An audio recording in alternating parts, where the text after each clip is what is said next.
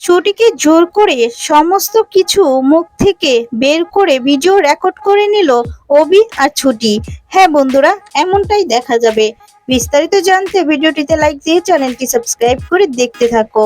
গল্পের শুরুতেই দেখা যায় ছুটি মেঝেতে শুয়ে আছে। অভি ইচ্ছাকৃত ভাবে ঘরে এসে এসিটা বাড়িয়ে দেয়। এদিকে ছুটির তো এবার খুব ঠান্ডা লাগছে, আর ছুটি মনে মনে বলছে যে আমি বুঝি না, ভেবেছেন ইচ্ছাকৃত করেই এসিটা বাড়াচ্ছেন, আমি যাতে ওনাকে কিছু একটা বলি, বকাবকি করি। কিন্তু না, আমি তো সরাসরি কোনো কথাই বলবো না, আমাকে দিয়ে কথা বলাতেই পারবেন না, এই বলেই তো ছুটি একটা চাদর মুড়িয়ে শুয়ে থাকে। অভি তখন সমস্ত কিছু দেখে রেগে মনে মনে বলছে যে কিরকম মেয়ের জেদটা, এক ফোঁটাও কথা বলছে না আমার সঙ্গে, ঠান্ডায় এদিকে জমে যাচ্ছে পুরো, তারপরে মুখ থেকে কথা বের করবে না। আর ঠিক আছে, আমার নামও অভিমন্যু শঙ্কর রায়, কিভাবে কথা বলাতে হয় সেটা আমিও খুব ভালো করে জানি। ওপর দিকে দেখা যাচ্ছে জয় শতরূপাকে বলছে যে এই যে শতরূপা লোকটা যে কি ভালো, তোমাকে কি বলবো, আজকে না আমাকে আবার 1 কোটি টাকা দিয়ে দিয়েছে। মানে জয় রুদ্রপ্রসাদের কথা বলছি। শতরূপা তখন জয়কে বোঝাচ্ছে যে দেখো, আমি তো ব্যবসা সম্বন্ধে বেশি একটা বুঝি না, কিন্তু ব্যবসার মূল হচ্ছে যে চোখ কান খোলা রেখে ব্যবসা করা। তাই পুরো চোখ বন্ধ করে কাউকে বিশ্বাস করে নিও না কিন্তু। আর ছুটি যাই করুক, এইবারে খারাপ চেয়ে কোনো কাজ করেনি। আর এটা তো সত্যি কথা যে ছুটির বাবার যে কেসটা চলছে সেখানে রোমা আর রুদ্র ওরা তো যুক্ত আছে। আর এটা তো সত্যি কথা যে ছুটি যতবার ভালো করেছে এইবারে ভালো ভেবেই করেছে। আর তুমি যে ব্যবহারটা করেছো সেটা একদম ঠিক করনি। আমার মনে হয় তুমি একবার ছুটি বলে মেয়েটার সঙ্গে কথা বলে নাও। আর তখন জয় শতরূপার কথা শুনে রেগে যায় আর বলে, আরে বাবা তুমি না সব সময় ছুটি ছুটি বলে মেয়েটার কথাই ভাবতে থাকো। শতরূপা তখন জয়কে বোঝাচ্ছে আর বলে, তুমি এরকম কেন বলো, ওই মেয়েটা না ছোটবেলা থেকে বাবা মাকে হারিয়েছে, বাবা মাকে পায়নি, তুমি একবার কথা বলে দেখো ওর সঙ্গে। জয় তখন সরাসরি করে শতরূপাকে বলছে, ঠিক আছে কালকে সকালে না হয় কথা বলে নি। শতরূপা বলছে, আরে বাবু তুমি সবসময় কাল কাল কেন করো, হ্যাঁ, আর যাও না এখন গিয়ে একটু কথা বলে আসো না। জয়কে ঠেলে পাঠিয়ে দেয়।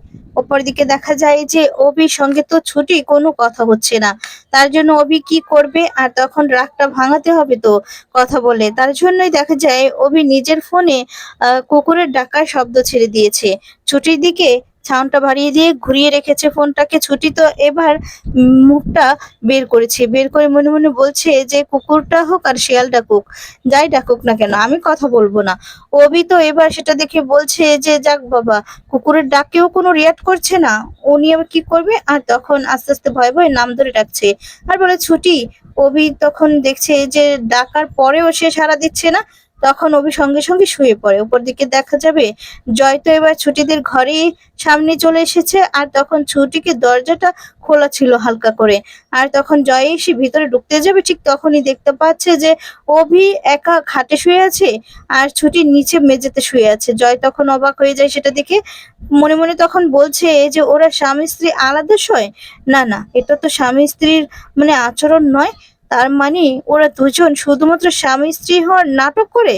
দাঁড়াও, কাল সকালেই এর একটা হেস্তনেস্ত হবে সকল পরিবারের সামনে, মায়ের সামনে। এরপর দেখা যায় প্রমাণ রাখার জন্য নিজের ফোনটা বের করে কটা ফটো তুলে সেখান থেকে চলে যায়। পরের দিন দেখা যাবে সকাল হয়ে যায়, নিচে তো সকলেই দেখা যায় অভির জন্য ওয়েট করছে। আর তখন জয়ের মনে হচ্ছে যে সকলকেই যেন ফটোটা দেখিয়ে দিয়েছে।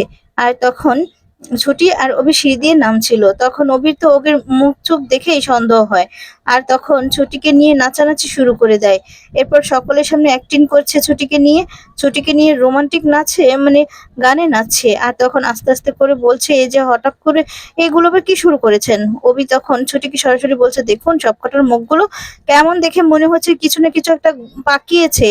আর তখন বলে যে দেখি কি সিচুয়েশন আছে সেই বুঝে আমাদের মানে আমরা দুজন পারফরমেন্স করবো, এই বলে ছুটি আর অভি নিচে চলে আসে। জয় তখন অভিকে বলছে, একটা ফোনে ফটো বের করে বলছে যে তুই যেটা করছিস এটা এখন সত্যি নাকি এই যে ফটো এখানে এটা সত্যি। আর তখন দেখা যায় অভি তো ভালো করে ছবিটা দেখতে, ছুটি তো ছবিটা দেখেই ভয় পেয়ে যায় আর মনে মনে বলছে যে এই ফটোটা আবার কখন উঠলো, এবার তো মনে হয় যে আমার আর রক্ষে নেই।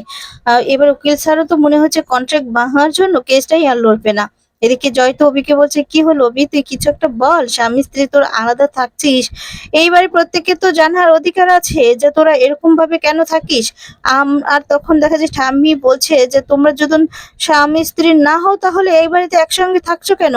তখন কি বলবে কিছু একটা বুঝতে পারছে না, ও সকলের সামনে তখন নাটক শুরু করেছে আর বলে, বাবা তুমি এরকম করবে আমি একদম আশা করিনি।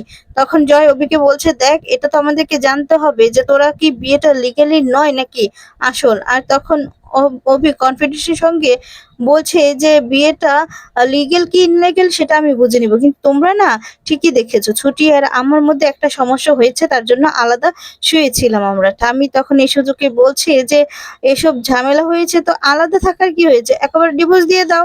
আমি তো তোমাকে আগেই বলেছিলাম যে এই মেয়ে একদম সুবিধার নয়, তোমার যোগ্য নয়, সেটা তো তুমি বুঝতে পারো না। তখন দেখা যায় এদিকে ঈশা খুশি হয়ে যায়, ঈশা বলে, ডিভোর্স, তার মানে ডিভোর্স হবে ওদের। না না, পরীকে এক্ষুনি কথাটা জানাতেই হবে। ঈশা তো তখন দেয় ঝুমকিকে ভিডিও কল করেছে, তখন দেখা যায় ঝুমকি কলতে দেখতে থাকে আর বলে, ডিভোর্স হবে, ডিভোর্স, খুব ভালো করে একবার দেখো ভিডিওটা। আর তখন ভিডিও কলে ঝুমকিকে লাইনে রেখে দিয়েছে। এদিকে দেখা যাচ্ছে যে অভি ঠাম্মিকে বলছে যে, ঠাম্মি আমি মানে এক সেকেন্ড বুঝতে পারছি না একটা কথা, যে ডিভোর্সের কথাটা এখানে কোথা থেকে আসছে, আমি তো বুঝতে পারছি স্বামী স্ত্রীর মধ্যে ঝগড়া হয়েছে। আচ্ছা আমি তো কতবার দেখেছি মা আর বাবার মধ্যে কতবার ঝগড়া হয়েছে, বাবা এসে সোফাতে ঘুমাতো, তার মধ্যে কি বাবার মায়ের মধ্যে ডিভোর্স হয়েছে। তখন অভি ছুটিকে বলছে যে নাটক করতে করতে সবাইকে দেখিয়ে দেখিয়ে বলছে, ছুটি জানো তো একদিকে ভালোই হয়েছে, আমরা দুইজন আলাদা শুয়ে আবার বেশ কাছাকাছি চলে এসেছি। অভি তখন ঠাম্মিয়া সকলকে বলছে যে আমি না, আমি আমার বউকে বেশি দিন মানে ছাড়া থাকতে পারি না, আমার কোলবালিশ ছাড়াও থাকতে পারি না। এই বলেই দাও দেখা যায় এই যে ছুটিকে গলায় ধরতে যাবে, ছুটি তো সরে যায়, সকলে এই কথাটা শুনে লজ্জা পেয়ে যায়। তারপর ঠাম্মি তো রেগে মেগে শিখাকে বলছে যে, শিখা আমার খাবারটা ঘরে দিয়ে আয়। এখানে দেখতে পাচ্ছি লজ্জা শরম বলতে কারোর কিচ্ছু নেই। আর তখন অভি ঠাম্মিকে রাগানোর জন্য বলছে, বাবা বাবা, এতক্ষণ হাটের মধ্যে যে আমাকে এসব প্রশ্ন করছিল তখন কোনো মান সম্মান ছিল না, যেই আমি উত্তরটা দিলাম আর সকলের মান সম্মান চলে গেল। জয় তখন এবার অভিকে বলছে, আচ্ছা তুই আমাকে একটা কথা বলতো, তুই দরজা খুলে শুয়েছিলি কেন। আর তখন অভি নাটক করতে করতে বলছে যে, দেখেছো তো, তুমি আমার থেকে দূরে সরে গেলে আমার বাড়ির লোক না একদম সহ্য করতে পারে না, তুমি একদম দূরে সরে যাবে না, ঠিক আছে। বাড়ির লোকও টেনশন করে না, দেখো আজকের পর থেকে কিন্তু এই সমস্ত আমাদের মাঝে কিছুই থাকবে না, ওই ঘরে তুমি আর আমি থাকবো। ছুটি তো এবার লজ্জা পেয়ে যায় আর তখন ছুটি কথাটা ঘুরিয়ে দিয়ে অভিকে বলছে, শোনো না, আজকে আমাকে অফিসে যেতে একটু দেরি হবে, আমি ওই বাচ্চাদেরকে একটু কিছু কিনে দিয়ে তারপর যাব।